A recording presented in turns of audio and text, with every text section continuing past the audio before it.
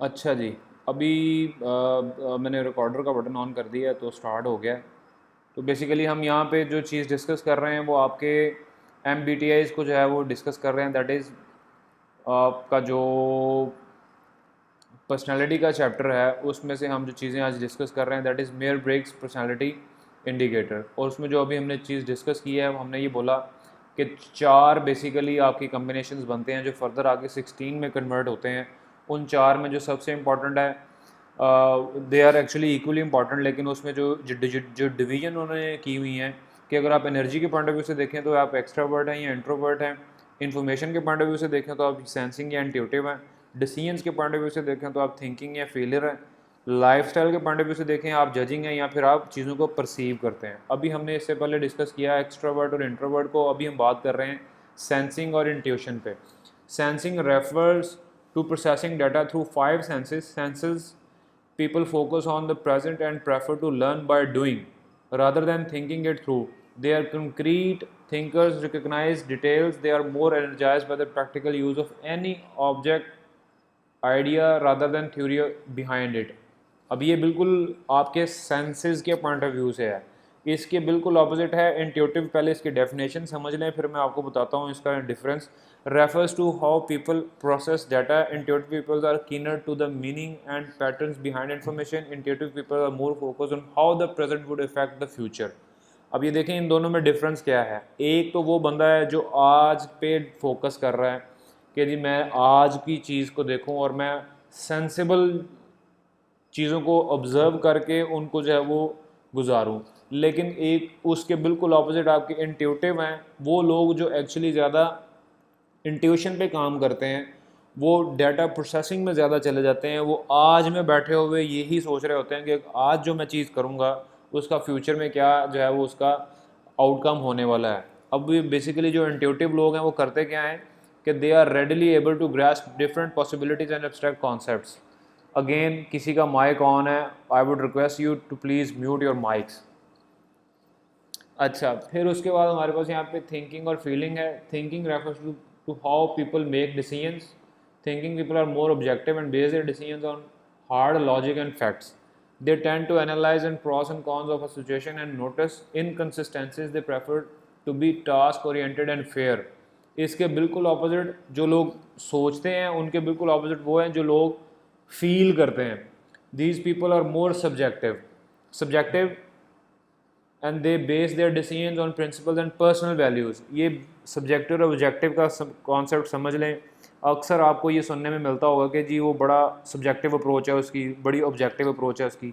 Subjective approach basically वो होती है जब आप अपना ज़्यादा सोचते हैं, इंडिविजुअलिज्म का ज़्यादा सोचते हैं, पर्सनल वैल्यूज़ पे ज़्यादा सोचते हैं। लेकिन जब आप ऑब्जेक्टिव की बात कर रहे होते हैं तो फिर आप एक ओवरऑल सिचुएशन की बात कर रहे होते हैं, ऐसी चीज़ों की बात कर रहे होते हैं जिनका एक्चुअली ज़्यादा लोगों पे इफ़ेक्ट होता है।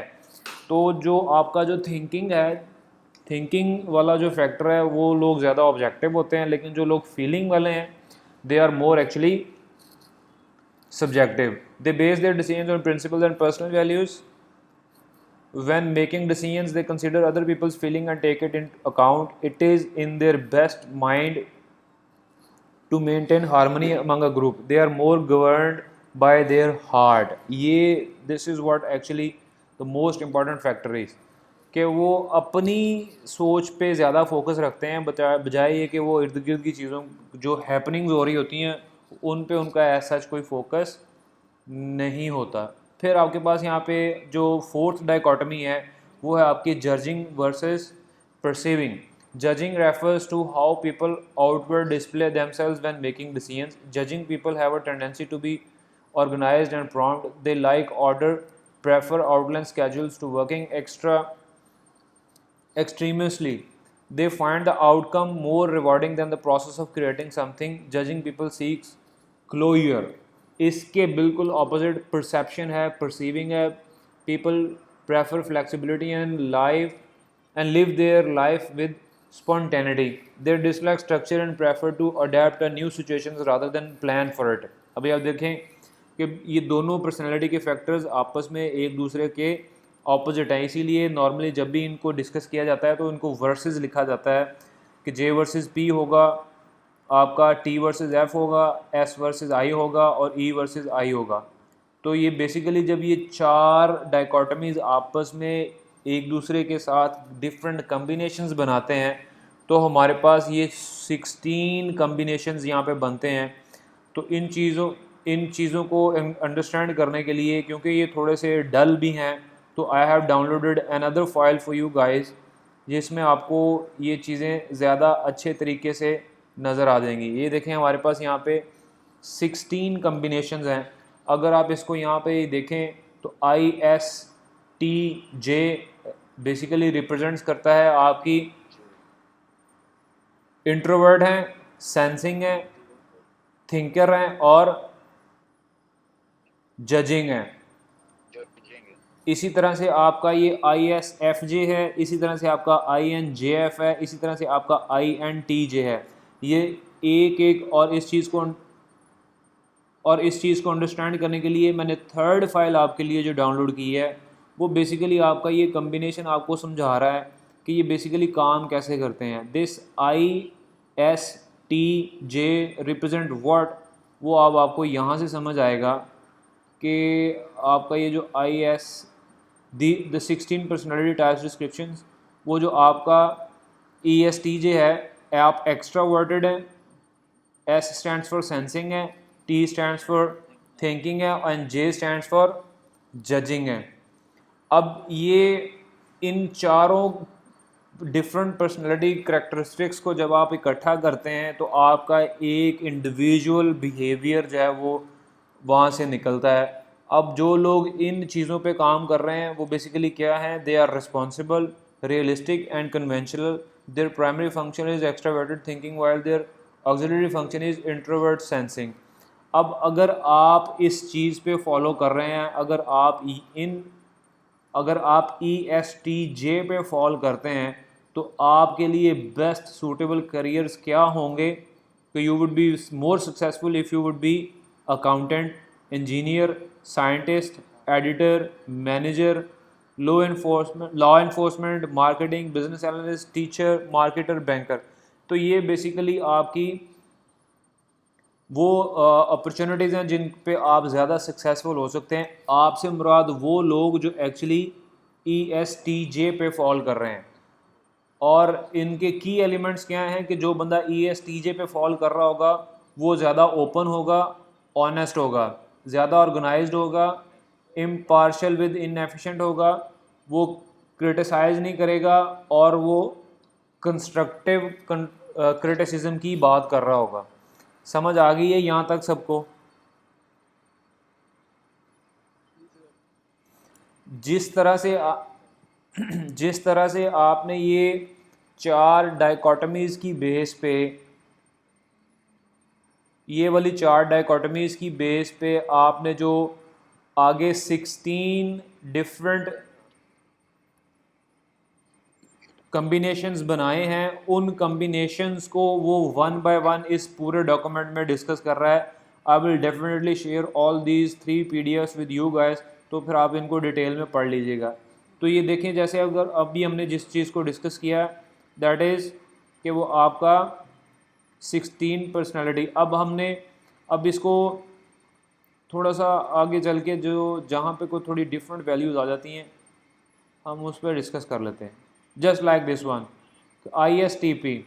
अब ये ISTP क्या है, ये वो इंडिविजुअल होगा जो I रिप्रेजेंट्स, वो इंट्रोवर्ट है, वो सेंसिंग है, वो थिंकिंग है और वो मीनवाइल परसीविंग भी है। अब इस तरह के बंदे के लिए कौन से करियर ज़्यादा हैं? डिटेक्टिव काम कर सकता है, पैथोलॉजिस्ट हो सकता है, कंप्यूटर प्रोग्रामर के लिए वो सक्सेसफुल रहेगा, पायलट एथलीट हो सकता है, एंटरप्रेन्योर हो सकता है। और इसके की एलिमेंट्स क्या हैं कि respect the personal beliefs of ISTP, will disregard rules set for them and work best without physical and mental constraint. इस पर्सनालिटी के बंदे को आप किसी किस्म की कोई पाबंदी अगर लगाएंगे तो वो काम नहीं करेगा। इस बंदे को अगर आप आज़ादी दे देंगे तो it would be more useful for you. अब आपको समझ आई है कि अगर आपको एक केस स्टडी दी जाए जिसमें आपको ये बताया जाए या आपको समझाया जाए या आपसे क्वेश्चन किया जाए कि क्या एक ऐसी रीज़न है कि किसी एक जगह पे एक इंडिविजुअल सक्सेसफुल काम कर रहा होता है, लेकिन जैसे ही वो दूसरी जगह पे जाके काम करता है तो वो बिल्कुल ही जो है वो ऑल्टरनेटिवली फेल हो जाता है। वो उसकी फेल होने की या एक जगह पे उसके सक्सेस होने का बहुत ज़्यादा फैक्टर ये भी है कि वो उसकी पर्सनालिटी से रिलेटेड उसको ऐसा एनवायरनमेंट या ऐसी कंस्ट्रेंट्स आप लगा देते हैं जिसकी वजह से वो एक्चुअली ठीक से परफॉर्म नहीं कर पाता। ये अगर इंडिविजुअल्स की पर्सनैलिटी असेसमेंट इतनी डिटेल में जाके अगर आप करना शुरू कर दें तो माइंड इट कि आपकी बिज़नेस में, आपकी ऑर्गेनाइजेशन में, आपके ऑफिस में लोगों की लड़ाइयाँ ही ख़त्म हो जाएं। इसीलिए कहा जाता है कि सबसे ज़्यादा प्रॉब्लम ही ये है कि हम लोग जब किसी की पर्सनैलिटी को असेस करते हैं तो हम बायस्ड डिसीजन ले लेते हैं कि वो हम होलोग्राम का एक कॉन्सेप्ट आ जाता है कि आपने जो पहले से सोच रखा है, आपकी मजबूरी होती है कि आप खींच तान के उस बंदे को अपने उस आइडिया के साथ मैच करते हैं कि नहीं ये जो मैंने सोचा था ये वो नहीं है, या जो जो ये है वो मेरी सोच के मुताबिक नहीं है, या जो ये सोच रखता है वो हमारी ऑर्गेनाइजेशन की सोच के मुताबिक नहीं है। तो अल्टीमेटली आपके क्लैश वहाँ से बढ़ना शुरू होते हैं। जब आपके क्लैश बढ़ते हैं तो डेफिनेटली फिर आप में प्रॉब्लम्स ज़्यादा क्रिएट होते हैं। ठीक हो गया। अब इसी तरह से आपके यहाँ पे ये 16 डिफरेंट कम्बिनेशंस हैं जिनके लिए वो एक एक करियर को भी और उनके की एलिमेंट्स को भी यहाँ पे डिस्कस कर रहा है। ये एक डॉक्यूमेंट जो है वो मैं आपके साथ शेयर कर दूँगा, इसको आप पढ़ लेंगे। कोई क्वेश्चन होगा तो हम वो क्वेश्चन आपसे फिर ले लेंगे। इसी तरह से ये दूसरा डॉक्यूमेंट है, उसमें भी ये डिफरेंट आपकी जो आपकी वैल्यूज़ हैं, इंडिविजुअल वैल्यूज़ हैं, वो उसको डिस्कस कर रहा है। सपोज़ कि मैं ये कहता हूँ कि अगर हम बात करें ENFP की, तो ENFP बेसिकली एक्सट्रोवर्ट, ठीक हो गया। फिर आपका N रिप्रेजेंट्स व्हाट,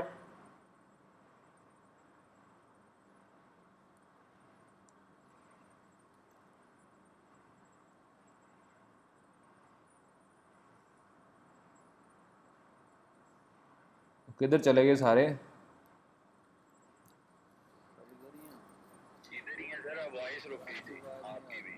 हाँ, ENFP की हम बात कर रहे थे। तो बेसिकली ये जो चार वैल्यूज़ का जो कम्बिनेशन है वो बेसिकली क्या कहता है कि ये वाला इंडिविजुअल वार्मली एंथुसियास्टिक और इमेजिनेटिव होगा।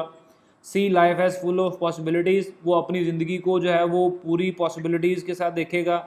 Make connections between events and information very quickly, वो अपने कनेक्शंस को, इवेंट्स को, इन्फॉर्मेशन को बड़ी जल्दी जोड़ लेता है।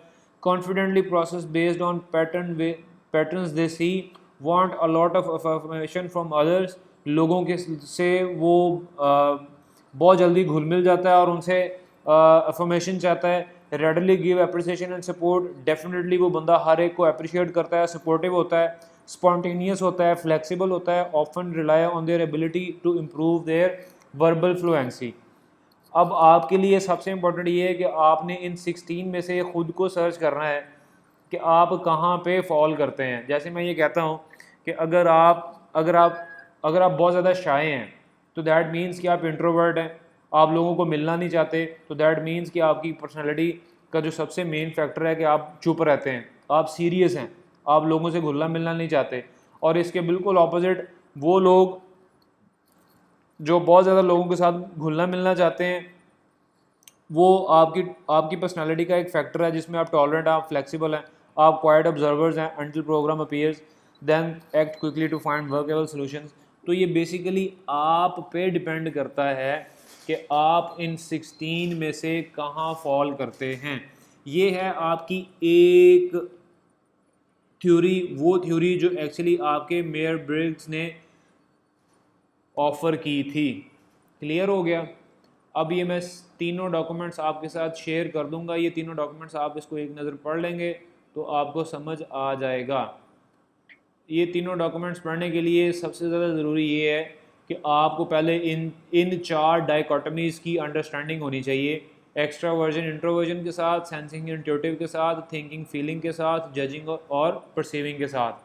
अब ये देखें, इस डॉक्यूमेंट में उसने जब वो एक्स्ट्रावर्जन लिख रहा है तो वो ई को वो बोल्ड कर रहा है। तो जब भी आप 16 फैक्टर्स में से ई को पढ़ेंगे तो ई रिप्रेजेंट्स योर एक्स्ट्रावर्जन।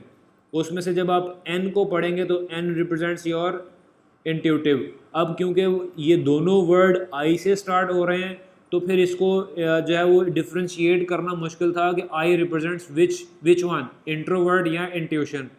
तो फिर उन्होंने किया ये कि I उन्होंने रिप्रेजेंट कर दिया इंट्रोवर्जन के साथ, और N से वो रिप्रेजेंट करते हैं आपके इंट्यूशन को।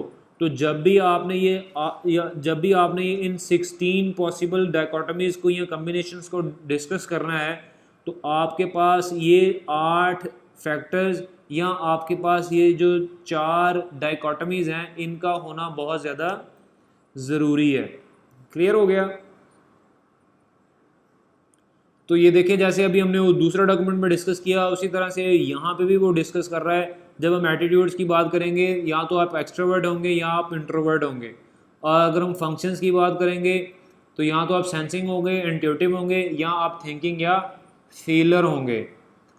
और फिर इसी तरह से आपका डोमिनेंट फंक्शन है। जब हम लाइफस्टाइल की बात कर रहे होंगे तो आप जजमेंट में होंगे या फिर आप चीज़ों को परसीव कर रहे होंगे। तो ये बेसिकली एक जो जो अभी जो हम डॉक्यूमेंट डिस्कस कर रहे हैं ये बेसिकली एक रिसर्च आर्टिकल है जो उन्होंने लिखा है, और इसके नीचे एंड पे आपको इसके रेफरेंसेस भी जो है वो नज़र आ रहे होंगे। ये देखें कि उन्होंने यूएस पॉपुलेशन पे इस चीज़ को अप्लाई किया, ठीक हो गया, और यूएस पॉपुलेशन में फिर पता चला कि 11.16% जो पॉपुलेशन है उनकी सैम्पल साइज़ की पॉपुलेशन जो है वो इस फैक्टर पे फॉल कर रही है। एंड द लीस्ट फैक्टर, जो सबसे लीस्ट फैक्टर है वो इनका है INFJ। इससे कम तो कोई वैल्यू नहीं है ना, 1.5 यही है। INFJ का मतलब ये है कि ये ऐसा फैक्टर है जिसमें आपके इंट्रोवर्ट लोग हैं, इंट्यूटिव लोग हैं, फीलिंग लोग हैं और जजिंग वाले लोग हैं। ये वो 4 कम्बिनेशन है जो बेसिकली अमेरिकन पॉपुलेशन के सबसे लीस्ट पे आते हैं। अगर इन 16 को कैटेगराइज करें तो अमेरिकन सबसे कम जो हैं वो इस पर्सनालिटी के लोग जो हैं वो कम हैं। तो ये बेसिकली आपकी एक क्या उसको कह सकते हैं कि उन्होंने एक स्टडी की थी जिसके ये रिजल्ट्स हैं।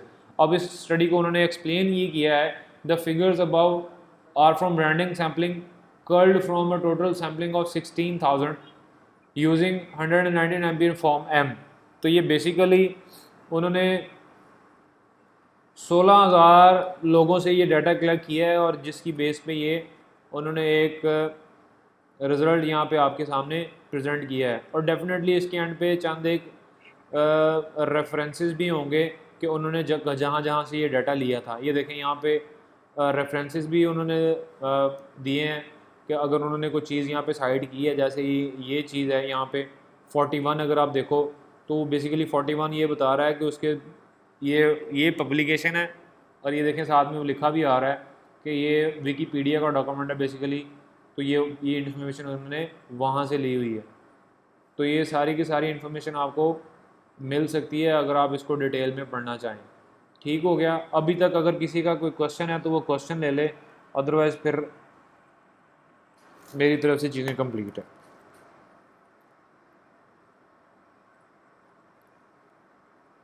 जी, एनीबॉडी?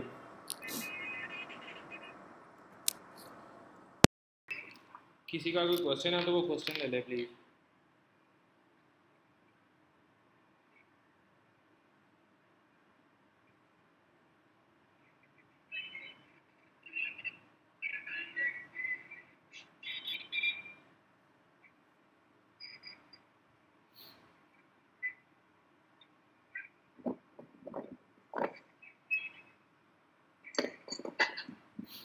जी, नो मोर क्वेश्चंस?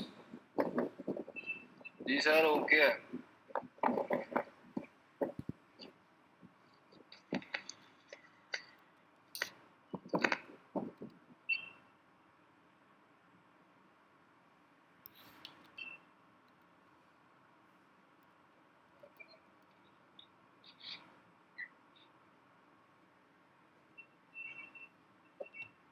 सारे हो गए हैं सर नेटवर्क प्रॉब्लम बहुत आ रहा है।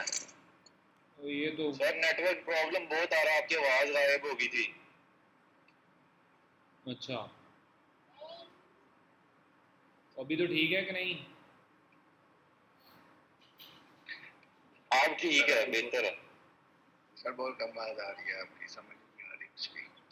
क्या कर दिए? क्या कह रहा है अदील? दिल कह रहा सर, समझ नहीं आ रही। आपकी आवाज बहुत कम आ रही है सर, बंद कर दे, मैं तो कहता हूँ। ओ भाई, आपके साथ डॉक्यूमेंट शेयर हो जाएंगे तो उन डॉक्यूमेंट्स को पढ़ Yes, sir. लीजिएगा, जो क्वेश्चन होंगे फिर वो क्वेश्चन हम ले लेंगे। तो इसमें कोई रॉकेट Yes, साइंस नहीं sir. है जिसमें को आपको इतना मसला होगा, और ना ही आप बच्चे हैं छोटे। Yes, sir. ठीक है। ठीक हो गया? Yes, sir. ओके हो गया सर। चलें। और बीबीए से कहाँ गया वो सीआर? जी सर हाजिर है, हुक्म। हाँ तो पूछो यार। देखो मैं अभी ग्रुप देख जी रहा था, सर। वो कह रहे हैं कि मिल ही नहीं रहा। देखिए जब आप गलत पासवर्ड और सही पासवर्ड जब आप गलत एप्लीकेशन पे लगाएंगे तो यही होगा जो भी ग्रुप में हो रहा है। जब मैंने आपको लिंक शेयर नहीं वो सर वो कल वो मेरे 5496